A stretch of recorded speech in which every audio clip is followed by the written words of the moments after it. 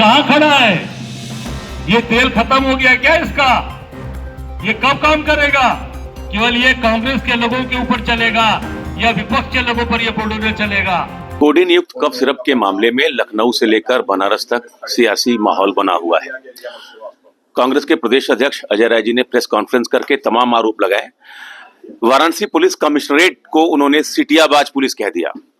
अध्यक्ष जी, आईजीआरएस के आधार पर कि सबसे ज्यादा शिकायतें सॉल्व करने के मामले में वाराणसी पुलिस कमिश्नरेट का कोई जवाब नहीं है। ये उत्तर प्रदेश के गृह विभाग की रिपोर्ट है कि वाराणसी पुलिस कमिश्नरेट बहुत अच्छा काम कर रहा कमिश्नरेट।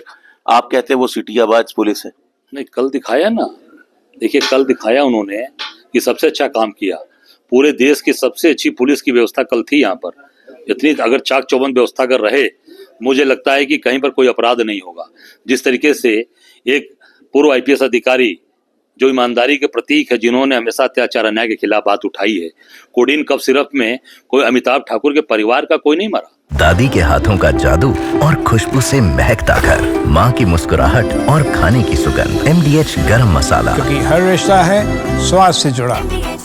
या कोई उनके परिवार का कोई नहीं गया, मेरे परिवार से कोई नहीं हुआ, पर आम जनता, आम लोग, जिनके बच्चे, जिनके परिवार के लोग आज मरे कोडेन कफ सिरप में। मरा कोई नहीं अध्यक्ष जी। मध्य प्रदेश में पता लगा लीजिए। ये वो कोडेन युक्त कफ सिरप नहीं है, ये सरकार ने कंफर्म किया। सरकार देखिए, तो फिर इतना सरकार क्यों आप वो कर रही है तामझाम? तो कोई अगर घटना नहीं घटी, अगर वो जहरीला नहीं, तो सबको छोड़ दिया जाए, सबको मुक्त करिए। वो नशीला है, नशीला है ना, तो नशे से ही तो लोग मरते हैं। कैसे मरते हैं लोग? नशा, शराब जो पीते हैं लोग, उसमें जहरीली शराब आ जाती है। तो आप देख सकते हैं, उसकी जांच कराएं। मुझे लगता है कि कई घटनाएं ऐसी घटी हैं, और जो भी है, मुझे आज उस बात को दबाने के लिए कल सीटी बजाया गया। आज लोकतंत्र की हत्या करने के लिए कल सीटी बजाई गई। ये लोकतंत्र की रक्षा करने के लिए नहीं बजाई गई। पुलिस के द्वारा कल लोकतंत्र की हत्या करने के लिए सीटी बजाई गई, और सीटी बजाते हुए उनको ले जाया गया ताकि वो अपनी बात मीडिया से न कर सके और आपके माध्यम से जनता तक बात न जाए। तो लोकतंत्र की पूरी तरीके से हत्या किया गया।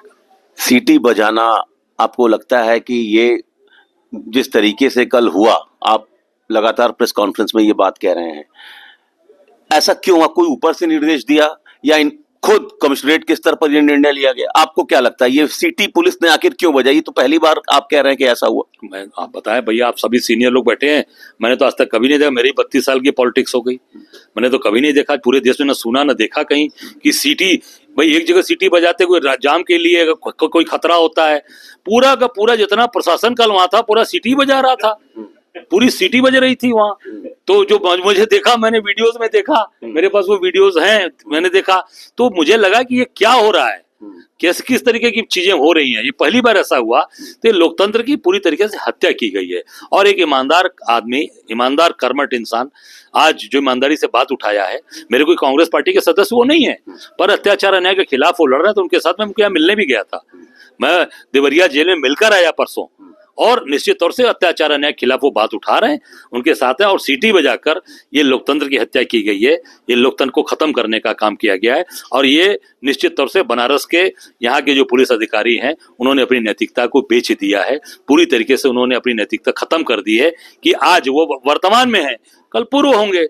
तो कल जो सरकार बदलेगी वो भी आपके साथ बदले की तरह कार्रवाई करेगी, पर अत्याचार अन्याय नहीं करना चाहिए था।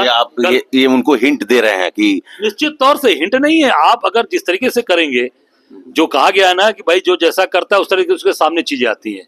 बोया क्या बोला जा, बोया पेड़ बबूल का, तो आम कहाँ से होए? तो जब बोएंगे बबूल का, तो आम कहाँ से होएगा? सीटी आपने क्यों बजाई कॉन्फ्रेंस में? सीटी इसलिए बजाई कि कम से कम लोग देख लें कि भाई ये कल सीटी बजाकर लोकतंत्र की हत्या की गई, तो आज ये सीटी इसलिए बजाई गई कि लोकतंत्र में ये आवाज दबाने का काम न हो। तो ये आप पुलिस को देख के सीटी बजा रहे हैं, तो ठीक बात नहीं है ना। देखिए, हमने मीडिया आपको बताया ना कि भाई आप उनसे पूछिए, कमिश्नर पुलिस यहाँ से पूछिए। और प्रधानमंत्री का संसदीय, मेरा सीधा सीधा आरोप है कि प्रधानमंत्री के संसदीय क्षेत्र में ये सीटी का प्रयोग किया गया है। हाँ, सीटी दिख भी रही है, और सीधे सीधे बुलडोजर में भी लगा हुआ है, आप देख सकते हैं। बुलडोजर भी है ये, और ये सीटी भी है। बुलडोजर की कार्रवाई होनी चाहिए, और हो नहीं रही है, तो आप उसको सिंबॉलिकली यहाँ रखें। अरे भाई, क्यों नहीं हो रही है? आखिर में इसलिए बचाया क्यों जा रहा है? ये कल कांग्रेस के लोगों पर और विपक्ष के लोगों पर बुलडोजर रहेगा। जो कोडेन युक्त पूरी भाजपा हो गई है इस समय, कोडिन कफ सिरप युक्त है भाजपा। लेकिन पूरी। जो मुख्य आरोपी है शुभम जायसवाल सहित 40 लोगों के खिलाफ जो उन्होंने याचिका दाखिल की थी हाईकोर्ट में, हाईकोर्ट ने खारिज कर दी। सरकार ने मजबूत पैरवी की, सरकार की तरफ से ये कहा जा रहा हम मजबूत पैरवी कर रहे हैं कि किसी दोषी को बख्शा नहीं जाएगा। नहीं, बिल्कुल मजबूत पैरवी की है, इसके लिए मैं धन्यवाद देना चाहूंगा। पर एक मजबूत पैरवी करके बाहर से भी तो लाइए। हाँ।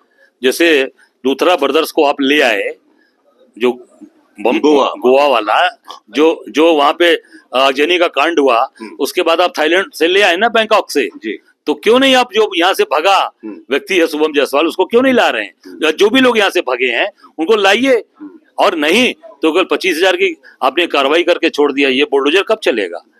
ये बुलडोजर इसलिए केवल दिखाने के लिए। अब तक तो बाकी अगर किसी का व्यक्ति होता, किसी व्यक्ति के साथ जुड़ा होता तो कार्रवाई कर देते। अध्यक्ष जी, आप लोग फोटो के माध्यम से सरकार को घेर रहे थे। कल डिप्टी सीएम ने भी एक फोटो जारी की। मुख्यमंत्री जी ने कहा कि फोटो देख लीजिए, फोटो में वो किसके साथ खड़ा है, जो बर्खास्त सिपाही एसटीएफ का आलोक सिंह है वो किसके साथ खड़ा है। तो ये फोटो के माध्यम से आप घेर रहे थे, सरकार ने फोटो के माध्यम से आप लोग को जवाब दे दिया। नहीं, मैंने कोई फोटो नहीं दिखाया। मैं अखिलेश यादव जी की मैं अपनी बात कर रहा हूँ। हाँ। मैंने किसी कोई फोटो नहीं दिखाई। हाँ। मैं तथ्यों के आधार पर बात कर रहा हूँ ठीक। कि आप जितने भी आज जो कफ सिरप में लोग शामिल हैं, उनके बैंक अकाउंट को सार्वजनिक करिए। उनके बैंक अकाउंट को सार्वजनिक करिए कि उन बैंक अकाउंट से उसने किन किन अपराधियों को पैसा दिया, किन किन अपराधियों को और नेताओं को उसने गाड़ी खरीद कर दी, कितने लोगों की रैलियां कराई हैं, उस पैसे से, उस अकाउंट से पैसे गए होंगे।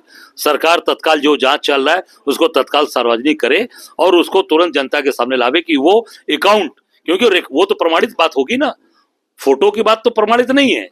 वो तो केवल भाई किसी के साथ, आज सोशल मीडिया का जमाना है, कोई मेरे साथ बैठ के फोटो खिंचा ले, पर जब प्रमाणित कब आएगा? जब अकाउंट के पैसे आएंगे कि किसके अकाउंट में कहाँ पैसे गए, किसको पैसे मिले, किसकी रैलियां हुई, किस किस नेताओं के अकाउंट में पैसे गए, किसको पैसे मिले, गाड़ियां किसको मिली हैं, किसको फ्लैट दिया गया, सब चीजें सामने आ जाएंगी। जो शायराना अंदाज में कल विधानसभा में हुआ कि चेहरे पर धूल है और इल्जाम दूसरों पर लगाना फिजूल है, मुख्यमंत्री जी ने कहा, और उसके बाद एक ट्वीट होता है अखिलेश यादव जी की तरफ से, एक फूल है दो हाफ है। तो इस आपको लगता है ये तरीका ठीक है लोकतंत्र में? देखिए, अब सीटी बजाना, ये क्या है? सीटी बजा रहे हैं, शायराना अंदाज चल रहा है। कार्रवाई कब होगी? कार्रवाई की बात हम करते हैं। हम उस पे शायराने की बात करते हैं, हम कार्रवाई की बात करते हैं कि आज जनता, इस प्रदेश की जनता, जो योगी जी स्वच्छता की बात, ईमानदारी की, और प्रधानमंत्री का संसदीय क्षेत्र, सबसे बड़ी विडंबना है कि प्रधानमंत्री के संसदीय क्षेत्र में ये कोडिन कफ सिरप का मामला मजबूती से उठा और अभी तक प्रधानमंत्री जी ने इस पर संज्ञान नहीं लिया।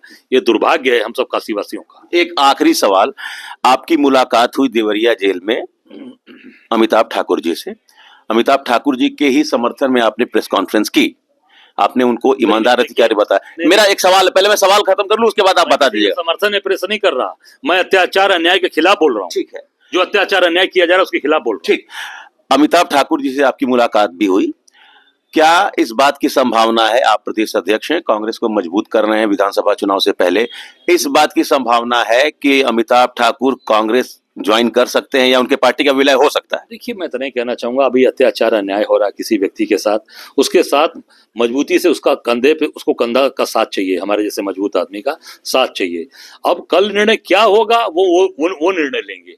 क्या है, अभी आज उनके साथ अत्याचार अन्याय हो रहा है, कांग्रेस का एक एक कार्यकर्ता, राहुल गांधी के एक एक बब्बर शेर अमिताभ ठाकुर के साथ पूरी ताकत के साथ खड़ा है, और जहां अत्याचार अन्याय होगा, अमिताभ ठाकुर जैसे लोग जहां भी अत्याचार अन्याय के खिलाफ लड़ेंगे, उनको सताया जाएगा, कांग्रेस का एक एक कार्यकर्ता उनके साथ खड़ा रहेगा। चलिए, तो भविष्य में ये तय होगा कि अमिताभ ठाकुर कांग्रेस ज्वाइन करेंगे या नहीं, ये इनका विषय नहीं है, लेकिन कांग्रेस और कांग्रेस का एक एक कार्यकर्ता इस मामले में अमिताभ ठाकुर के साथ खड़ा है। Amit Singh, TV 9 UP, Varanasi. दादी के हाथों का जादू और खुशबू से महकता घर, माँ की मुस्कुराहट और खाने की सुगंध, MDH गरम मसाला। क्योंकि हर रिश्ता है स्वाद से जुड़ा।